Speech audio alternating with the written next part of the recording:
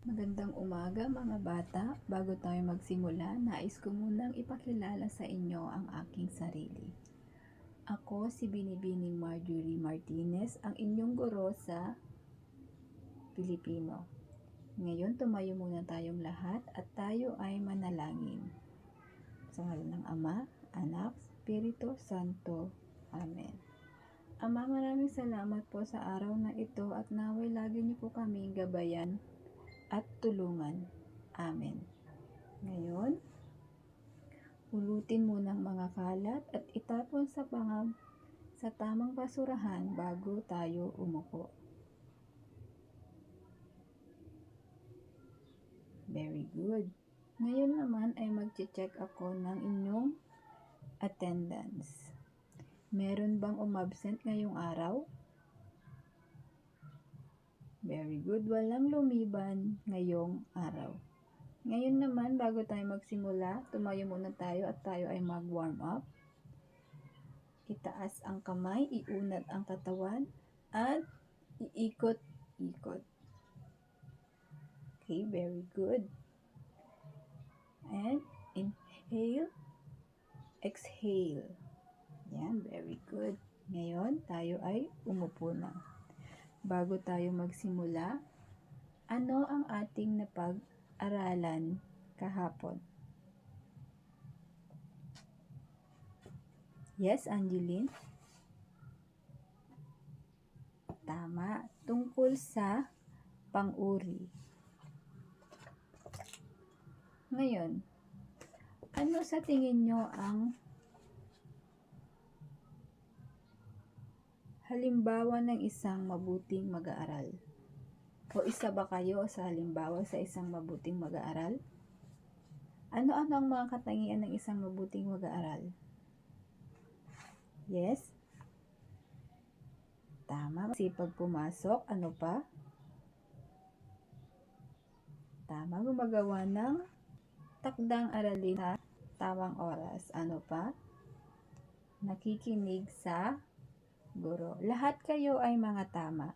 Ngayon, may ipapakita ko sa inyong larawan at tingnan nyo kung isa ba siyang halimbawa ng isang mabuting mag-aaral.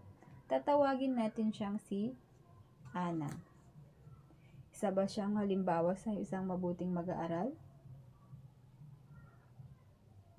Mamaya malalaman natin kung si Ana ba ay isang halimbawa ng isang mabuting mag-aaral. Ngayon, ang pag-uusapan natin ay basahin natin ang maikling kwento. Ito ay tungkol sa ang mabuting mag-aaral.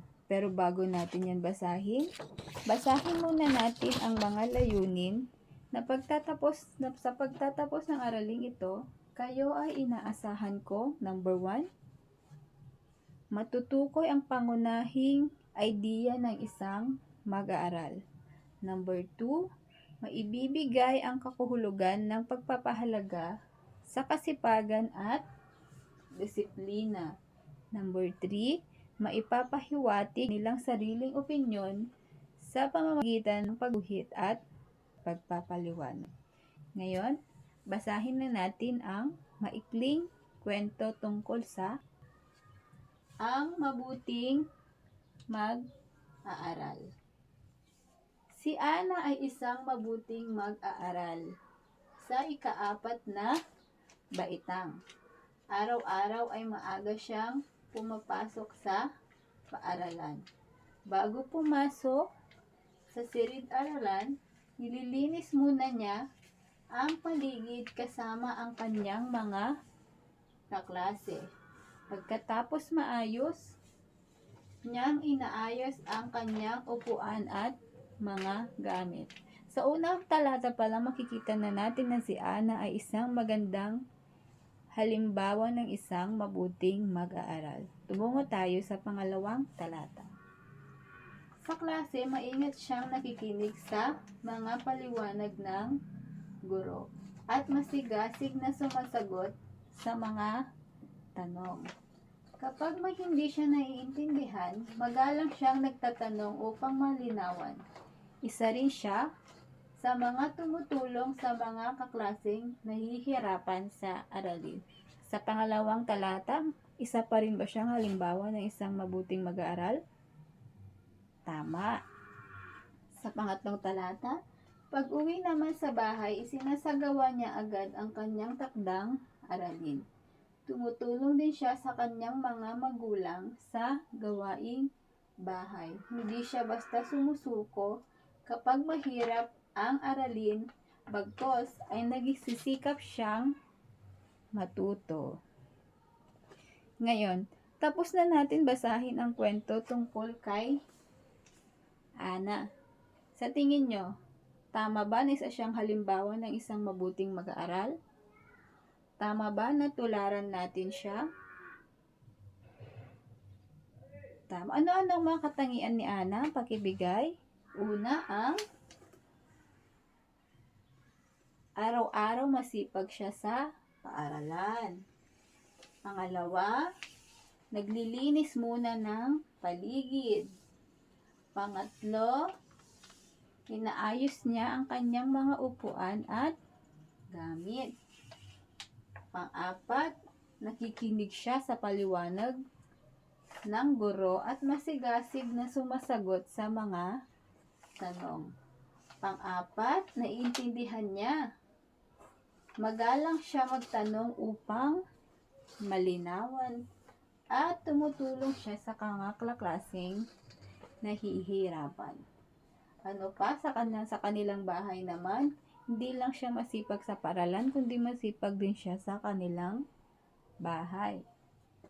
Isinasagawa niya agad ang kanyang takdang aralin tulad ng sinabi ni Ann kanina. Tumutulong din siya sa gawaing bahay at hindi siya sumusuko kapag mahirap ang aralin. Bagkos ay nagsusumikap siyang matuto. Ngayon, mga bata, dapat nyo bang tularan ang ugali ni Ana?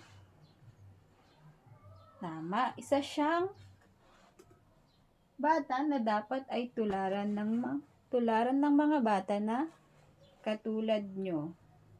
Naintindihan ba kung ano ang pinaparating ng ating maikling kwento? Tama.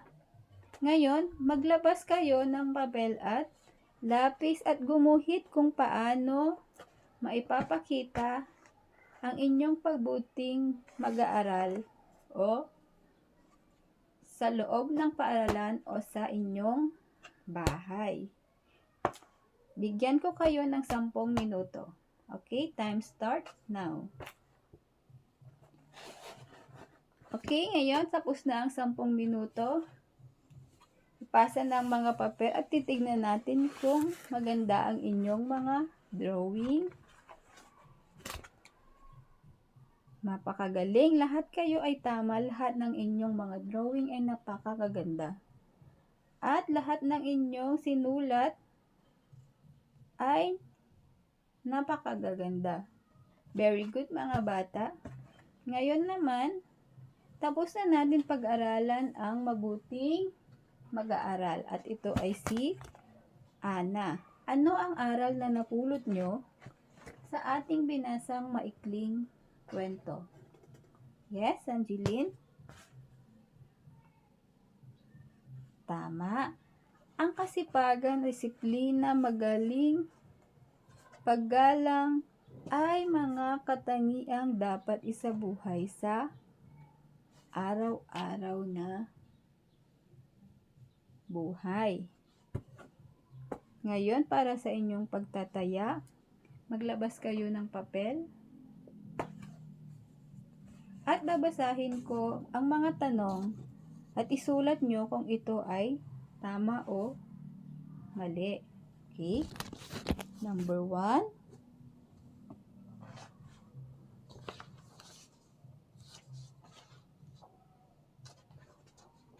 Handa na ba kayo mga bata?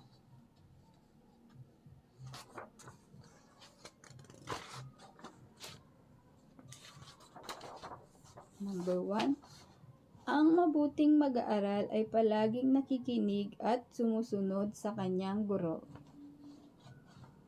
Tama o mali? Isulat sa inyong papel at mamaya ay ating i-check.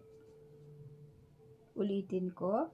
Ang mabuting mag-aaral ay palaging nakikinig at sumusunod sa guro. Ito ba ay tama o mali? Number 2.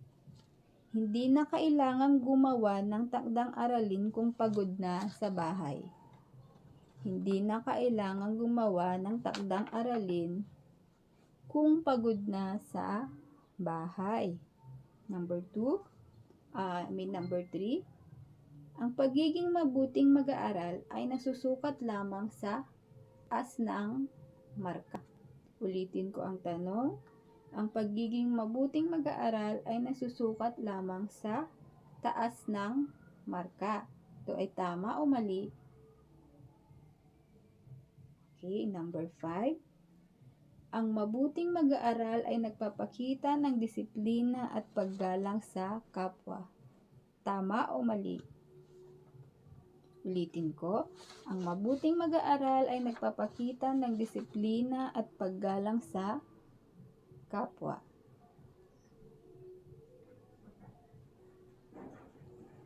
Ngayon, i-check na natin ang inyong mga papel.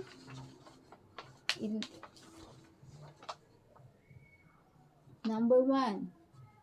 Ang mabuting mag-aaral ay palaging nakikinig sa sumusunod sa kanyang guro. Ito ba ay tama o mali? Yes, tama. Katulad ni Ana. Siya ay nakikinig sa paliwanag ng guro at masigasig na sumasagot sa mga tanong. Number 2. Hindi na kailangang gumawa ng takdang aralin kung pagod na sa bahay. Tama ba o mali? Mali, dahil isa ding responsibilidad din natin gawin ang ating takdang aralin para sa ating pag-aaral. Katulad ni Ana, siya ay gumagawa ng takdang aralin pag uwi niya sa bahay. Number 3. Ang pagiging mabuting mag-aaral ay nasusukat lamang sa taas ng marka. Mali. Dahil nasusukat din ng isang mabuting mag-aaral kung ikaw ay masipag at masigasig sa inyong pag-aaral. Number 4. Tumutulong ang mabuting mag-aaral sa kanyang kaklase na nahihirapan sa aralin. Ito ba ay tama o mali? Tama, katulad ni Ana. Siya ay tumutulong sa mga kaklaseng nahihirapan sa aralin.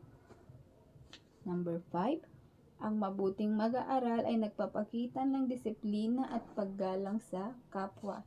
Ito ba ay tama o mali? Tama. Katulad ni Ana, siya ay nagsusumikap upang matuto at tumutulong sa mga gawaing bahay. Ngayon, naintindihan nyo ba ang lesson natin? Yes, magaling. Ngayon, para sa inyong kasunduan, isulat ito sa inyong mga papel. Tanungin ang inyong mga magulang o lolo't lola kung paano sila nagpapakita ng paggalang sa kanilang mga guro noong sila ay nag-aaral pa. Isulat sa kwaderno ang dalawang sagot nila. Ulitin ko. Tanungin ang inyong mga magulang o lolo't lola kung paano sila nagpapakita ng paggalang sa kanilang guro noong sila ay nag-aaral pa. Isulat sa kwaderno ang mga sagot nila. Ngayon, tapos na ang ating aralin. Maraming salamat mga bata.